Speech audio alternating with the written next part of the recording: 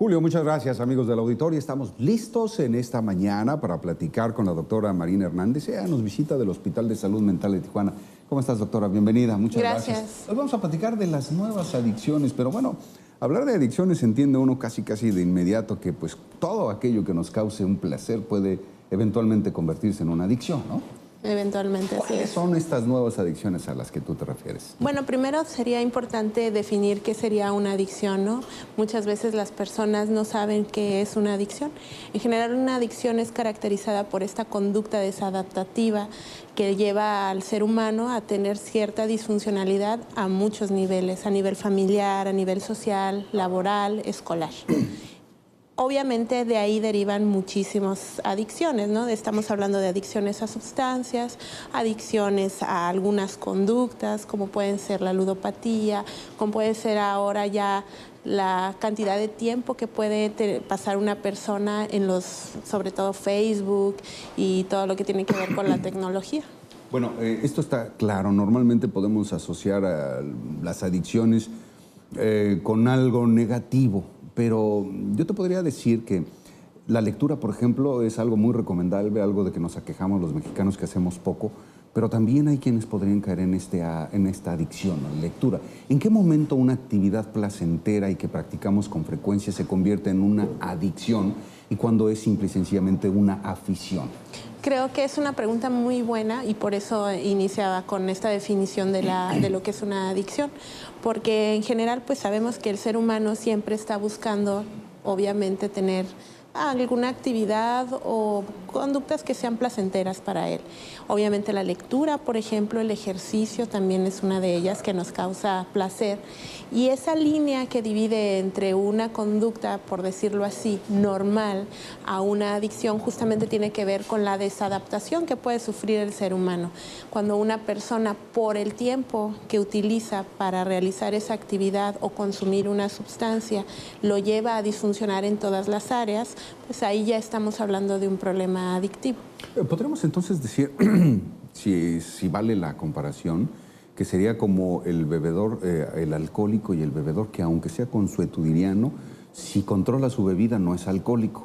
O sea, alguien que pueda practicar algo el tiempo que quiera, mientras no le afecte a sus funciones de la vida cotidiana, entonces seguirá en el marco de la afición sin convertirse en una adicción. En el caso, por ejemplo, de consumo de sustancias, estamos hablando de alcohol, tabaco. Sabemos que todas ellas, aunque algunas, por ejemplo, el tabaco y el alcohol, sean drogas que son legales, no dejan de no tener cierto daño a nivel cerebral.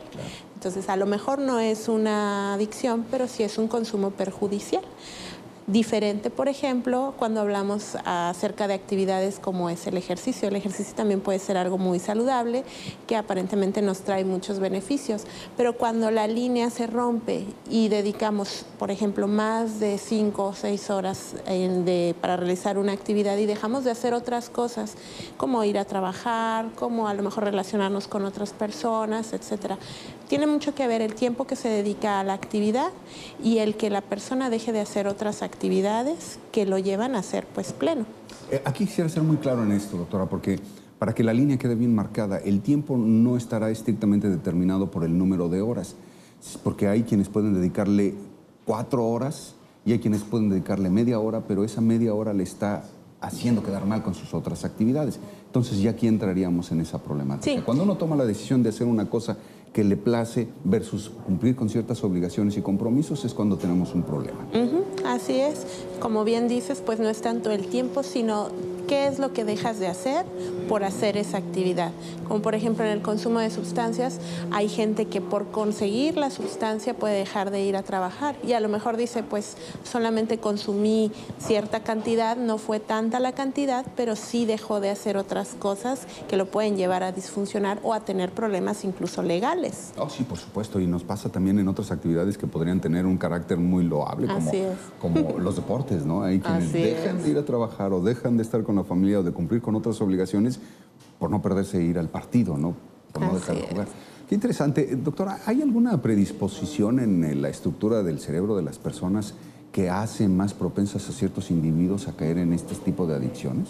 En realidad los estudios no muestran como resultados muy claros. Lo que sí se sabe es que probablemente no de manera genética, pero sí hay un patrón familiar importante, en donde probablemente la familia de donde proviene esta persona tuvo algunos problemas, ya sea de algún tipo de adicción a sustancias o sobre todo problemas que tienen que ver con el manejo de las emociones. Hay que recordar que los problemas adictivos y las conductas que son compulsivas tienen mucho que ver con el mal manejo de las emociones.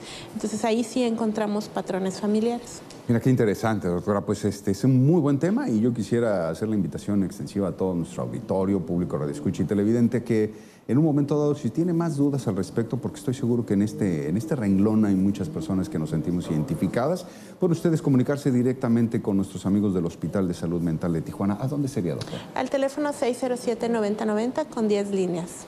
Fantástico, pues ahí está, ahí lo tiene, está la puerta abierta para sus dudas, aclararlas absolutamente todas. Doctora Marina Hernández con nosotros, psiquiatra, muchísimas gracias por acompañarnos. Gracias por el espacio. El favor de tu atención.